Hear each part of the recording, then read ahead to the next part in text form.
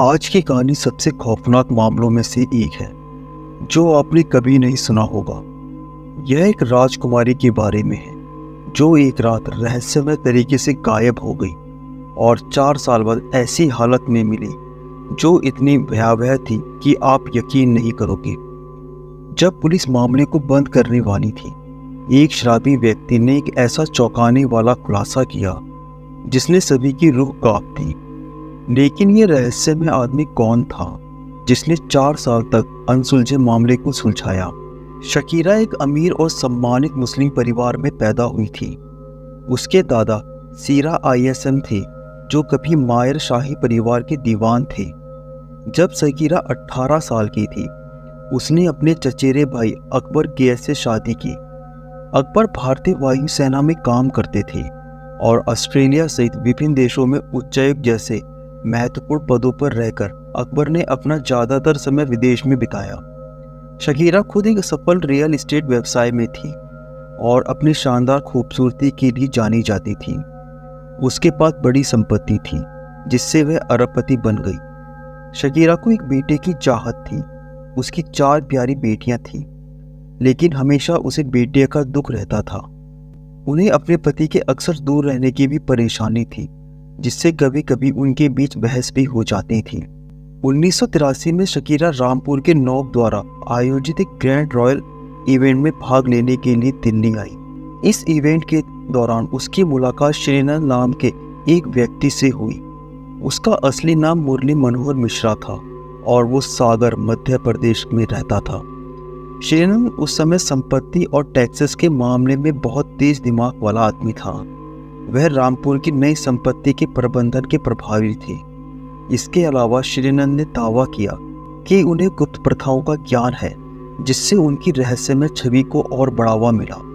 Shakira पहले से ही नई भूमि सीलिंग कानून से तनाव में थी, जो उसकी विशाल संपत्ति को खतरे में डालते थे। वह श्रीनंद के कौशल और ज्ञान से मोहित हो गई। उनसे मिलने के बाद श्रीनंद को जल्द ही पता चला कि शकीरा 4 बेटियों के होते हुए भी बेटा ना होने से परेशान थी। उसकी कमजोरी को भांपते हुए उसने उसे अपने जाल में फंसाने का मौका पकड़ा।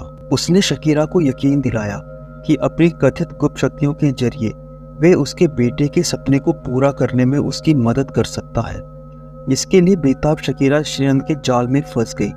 उसके झूठे वादों पर यकीन करते हुए समय के साथ उनका रिश्ता और भी मजबूत होता गया। श्रीनंद ने शकीरा को धोखा देने के लिए कई तरह के तरकीबें अपनाई। 1985 तक धीरे धीरे उनका भरोसा जीत भी लिया। उससे मिलने के लिए सिर्फ 2 साल बाद शकीरा ने अपने पति को तलाक देने का मुश्किल फैसला किया। 1 साल बाद 1986 में शकीरा ने श्रीनंद से शादी कर ली।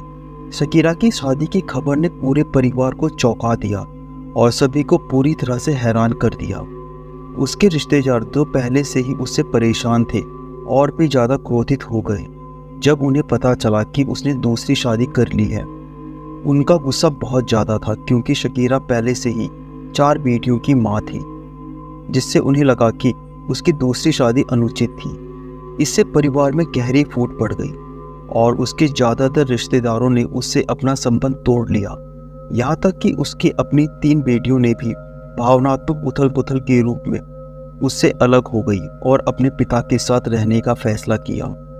शकीरा केएच अपनी सबसे छोटी बेटी के साथ अपना सामान पैक करके बेंगलोर के अपने आलीशान घर में चली आई। यह शानदार घर हमेशा से ही शकीरा का था और यहाँ पे शकीरा ने अपने नए पति के साथ अपनी नई जिंदगी की शुरुआत की। शकीरा की बेटियों में से एक सबा केएच अपनी खूबसूरती के लिए सबसे अलग थी।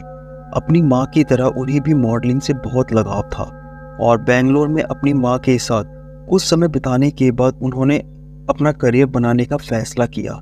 आखिरकार उन्होंने अपने सपने को पूरा करने के लिए मुंबई जाने का फैसला किया, जहां वह मॉडलिंग उद्योग में अपने जुनून और करियर को सक्रिय रूप से आगे बढ़ाना चाहती थी। सबा मुंबई चली गई, लेकिन वह अपनी माँ के साथ नियमित संपर्क में रही।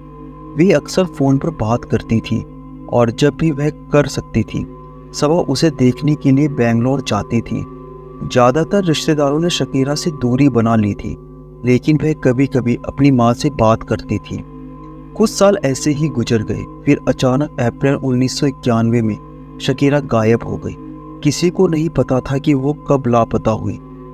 सबा को एहसास हुआ कि उसने कई दिनों से अपनी माँ से बात नहीं की थी, क्योंकि मोबाइल फ़ोन आम नहीं थे।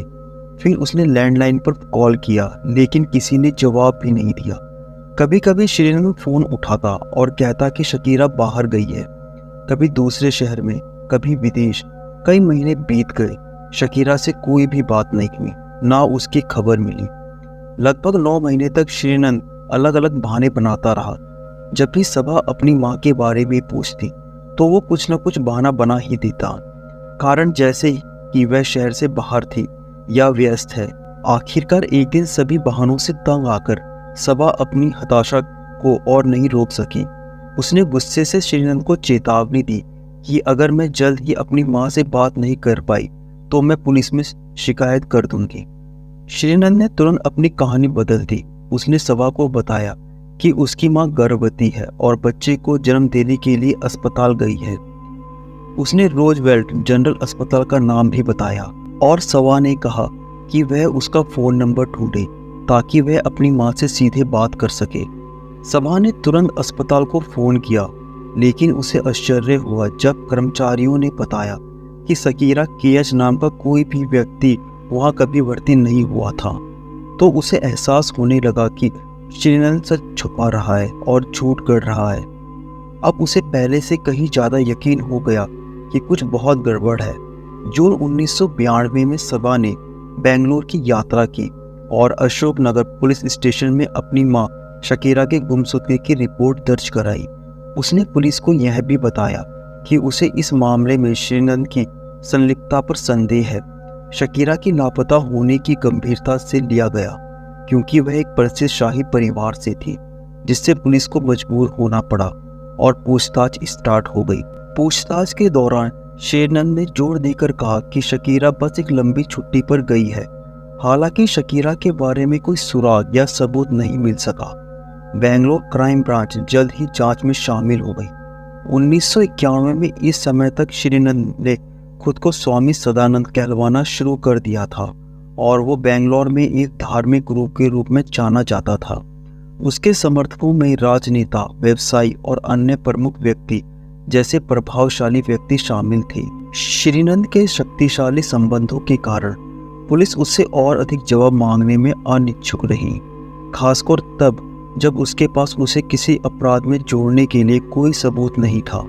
सबा के बार बार आरोप लगाने के बावजूद वे लगातार अपने संदेह को व्यक्त करती रही, लेकिन कोई ठोस सबूत न होने के कारण अधिकारी उसके खिलाफ सख्त कार्रवाई करने से हिचकिचाते रहे। 1991 में शकीरा के अचानक गायब होने के 3 साल बीत चुके थे। इस दौरान उसकी बेटी और परिवार के अन्य सदस्य इस बीच सबसे बुरे के लिए चिंतित हो गए थे। श्रीनंद शकीरा के आलीशान महल में आराम से रह रहा था और उसे किसी तरह की चिंता नहीं थी। वह आलीशान जीवन जी रहा था, मेहमानों की मेजबानी कर रहा था और ऐसे जी रहा था जैसे कुछ हुआ ही नहीं। अप्रैल 1994 तक कई सालों की जांच के बाद बेंगलोर क्राइम ब्रांच को कोई सुराग और कोई ठोस सबूत नहीं मिला था। वह केस बंद करने की तैयारी कर रहे थे। वह एक अंतिम रिपोर्ट पेश करने की तैयारी में थे, जिसमें श्रीनंद को किसी भी तरह के गलत काम में मुक्त कर दिया जाता। आधिकारिक तौर पर उसे क्लीन चिट दे दी गई थी। जैसे ही केस बंद होने वाला था, तभी कुछ असाधारण हुआ। क्राइम ब्रांच के एक कांस्टेबल को एक दोस्त मिला। वह 29 अप्रैल 1994 को शराब की दुकान पर ड्यूटी पर था। उस दिन सादे कपड़ों में उसके दोस्त ने एक शराबी आदमी को पुलिस की तीखी आलोचना करते हुए सुना। वह पुलिस को बेकार और अक्षम कह रहा था। कांस्टेबल के दोस्त ने शराब के नशे में उस आदमी से बातचीत शुरू कर दी। वह आदमी चिल्लाने लगा और कहने लगा कि हमारे बॉस ने एक अपराध किया है, एक हत्या की है और शव को घर में ही छिपा दिया है और आज तक कोई भी इसका पता नहीं लगा पाया।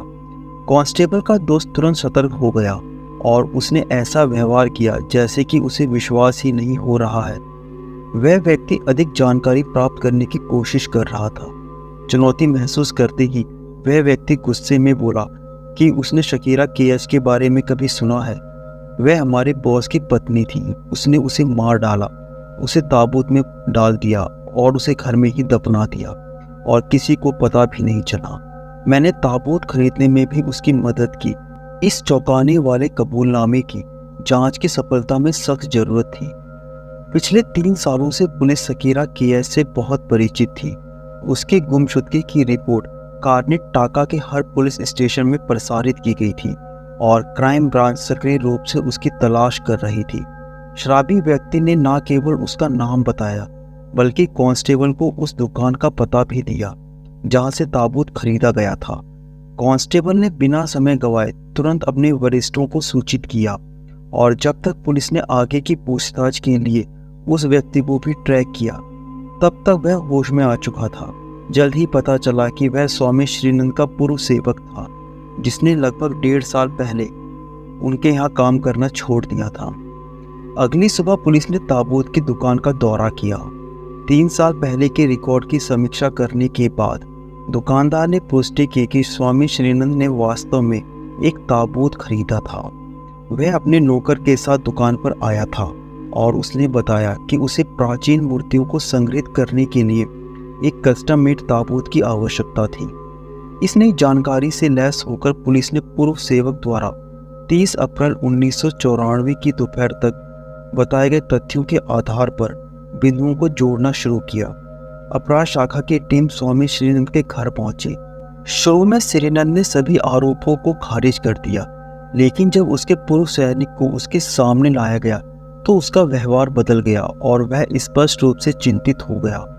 श्रीनंद ने फिर भी अपने प्रभाव और शक्तिशाली संबंधों का इस्तेमाल करके अधिकारियों को डराने की कोशिश की। हालांकि अब क्राइम ब्रांच को यकीन हो गया था कि वह सही रास्ते पर है, लेकिन वे पीछे नहीं हटे और उन्होंने अपनी पूछताछ तेज कर दी और दबाव बनाया। आखिरकार वे अपना मुखौटा बरकरार नहीं रख पाया और पूरी सच्चाई कबूल कर ली। और इसके बाद वो अपने बयान में बताता है कि 1983 में श्रीनंद की मुलाकात सकीरा खिल से पहली बार हुई। उसे सकीरा की प्रभावशाली पृष्ठभूमि का पता लगाने में ज़्यादा समय नहीं लगा। शकीरा मेरे शाही परिवार के दीवान की पोती थी और मुंबई और बेंगलोर दोनों में उसकी बहुत सारी संपत्ति थी। जैसे ही उसे उसके बारे में ज़्यादा जानकारी मिली, उसे जल्दी ही एहसास हो गया कि वह कितनी अमीर है। श्रीनंद ने एक योजना बनाई। उसने शकीरा से बहुत प्यार करने का नाटक किया। उस समय शकीरा एक बेटे की चाहत में थी और श्रीनंद ने उसे अपने झूठे प्यार पर यकीन दिला दिया। शादी के पहले कुछ सालों तक सब कुछ सामान्य लग रहा था, लेकिन समय के साथ शकीरा ने श्रीनंद के अपने धन के प्रति बढ़ते जुनून को नोटिस करना शुरू कर दिया। इस तथ्य के बावजूद कि वह एक अमीर महिला थी, उसकी 3 बेटियां उसके साथ नहीं रहती थी। शकीरा अपनी संपत्ति को उनके बीच बराबर बांटना चाहती थी। उसे लगने लगा कि श्रीनंद की दिलचस्पी उसके प्रति प्रेम के बारे में नहीं, बल्कि उसकी अपार संपत्ति पर नियंत्रण पाने के बारे में थी। श्रीनंद के असली इरादे स्पष्ट हो गए। शकीरा ने अपनी सारी संपत्ति अपनी बेटियों को देने का फैसला किया। इससे उनके बीच अक्सर झगड़े होने लगे। श्रीनंद को डर था कि वह अपनी सारी संपत्ति खो देगा, इसलिए उसने एक घातक निर्णय लिया। उसने फैसला किया कि शकीरा को अपनी संपत्ति हस्तांतरित करने से पहले ही उससे छुटकारा पा लेना चाहिए। उसे पता था कि शकीरा की मृत्यु के बाद उसका ही नाम आएगा। श्रीनंद ने उसे पूरी तरह से गायब करने की योजना बनाई। उसने यह सुनिश्चित किया कि 28 अप्रैल 1991 के बाद कोई भी उसे कभी ना पा सके। उसने अपनी योजना पर काम करने के लिए यह दिन चुना। उसने सभी नौकरों को भेज दिया और शकीरा के लिए चाय बनाई। उसने उसकी चाय में एक शामक मिला दिया और वह गहरी बेहोशी में चली गई। श्रीनंद ने एक दिन पहले बताया, 28 अप्रैल की दोपहर को घर के बीच में एक बड़ा गड्ढा खोदने का प्रबंध किया गया था, यह दिखावा करते हुए कि यह नए पानी की टंकी के लिए था। ताबूत को शकीरा के सामने ही लाया गया, जिसे यह एहसास ही नहीं था कि वास्तव में क्या हो रहा है। शकीरा के बेहोश होने के बाद श्रीनंद ने उसे गद्दे पर लिटाया, ताबूत को बंद कर दिया और फिर उसने ताबूत को गड्ढे में दफना दिया और उसे मिट्टी से ढक दिया। उस समय शकीरा मरी नहीं थी, वो बस बेहोश थी। श्रीनंद ने तब युवा राजू को कुछ नए मजदूरों को काम पर रखने के लिए कहा। जिन्होंने मिट्टी को दबाया और ऊपर फर्श बनाया। फर्श के लिए एक विशेष इटालियन संगमरमर का इस्तेमाल किया गया और मजदूरों ने इसे पूरी तरह से अनजान बना दिया कि नीचे कोई दफन है। एक दिन बाद जब फर्श का काम पूरा हो गया तो श्रीनंद ने एक छोटा सा कोना बनवाया और अपने घर पर एक पार्टी रखी। पार्टी में ड्रिंक्स, डांस और म्यूजिक की धूम रही और अगले 3 सालों तक उसी संगमरमर के फर्श पर पूरी रात पार्टी चलती रही। श्रीनंद नाचते गाते हुए पार्टी करता रहा और अक्सर मौज मस्ती में शामिल होता रहा। शकीरा को 1987 में दबाए जाने से पहले ही उसके पावर ऑफ अटॉर्नी के जरिए उसकी संपत्ति पर नियंत्रण हासिल कर लिया था। उसने उस घर में एक आलीशान जीवन शैली का आनंद लिया जब तक कि उसके नौकर ने गलती नहीं की और उसका अपराध उजागर नहीं हुआ। शकीरा की मौत का सच सामने आ गया और पुलिस श्रीनंद को बेंगलोर के रिचमंड रोड पर ले गई। वहां उन्होंने फर्श खोदा और ताबूत में शकीरा का कंकाल भी उन्हें मिला। यह भारत में पहली बार था कि किसी अपराध स्थल की वीडियो पर रिकॉर्ड किया गया था और यह भी पहली बार था कि वह कंकाल शकीरा का था। फॉरेंसिक जांच के दौरान उन्होंने ताबूत के अंदर की तरफ उसके नाखूनों से बने सैकड़ों खरोंचने के निशान पाए। इस भयानक सबूत से पता चलता है कि जागने के बाद शकीरा ने ताबूत से भागने की पूरी कोशिश की थी। शकीरा ने अपने नाखून से लकड़ी के ताबूत को खरोंचने और खोलने की कोशिश की, लेकिन आखिरकार दम घुटने से उसकी मौत हो गई। ये एक भयावह विचार है कि जिंदा दफनाए जाने पर सांस लेने के लिए संघर्ष करना पड़ा है, जबकि कोई व्यक्ति ऊपर पार्टी कर रहा होता है जहां वह थी। बस कल्पना करना ही डरावना है। जब यह खबर आई तो देश के लोग इस बात पर विश्वास नहीं कर पाए। 30 अप्रैल 1994 को श्रीनंद को गिरफ्तार कर लिया गया। मुकदमे में 11 साल लग गए, जिसमें 150 गवाहों ने अपनी बयान भी दिए। 21 मई 2005 को बेंगलोर सत्र न्यायालय ने शकीरा केएच की हत्या के लिए श्रीनंद को मौत की सजा सुनाई। न्यायालय ने इसे दुर्लभतम मामला बताया जहां किसी ने अपनी पत्नी को सिर्फ इसलिए जिंदा दफना दिया क्योंकि उसकी संपत्ति ने फर्श के महंगे संगमरमर से उसे ढक दिया और फिर उसी घर में पार्टियां करना जारी रखा। न्यायालय ने फैसला सुनाया कि जानवर से भी ज़्यादा निर्दयी ऐसा व्यक्ति जीने का हकदार नहीं है। इसके बाद मामले को उच्च न्यायालय में अपील किया गया जहां मृत्युदंड की सजा बरकरार रखी गई। यह मामला 2007 में सुप्रीम कोर्ट पहुंचा और 2008 में सुप्रीम कोर्ट ने सजा को आजीवन कारावास में बदल दिया, लेकिन कहा कि श्रीनंद को कभी भी पेरोल या रिहाई के योग्य नहीं समझा जाएगा। बेंगलोर जेल में कुछ समय बिताने के बाद उसे 2011 में सागर मध्य प्रदेश की सेंट्रल जेल में स्थानांतरित कर दिया गया, जहां वह आज भी है। यही आज का मामला था।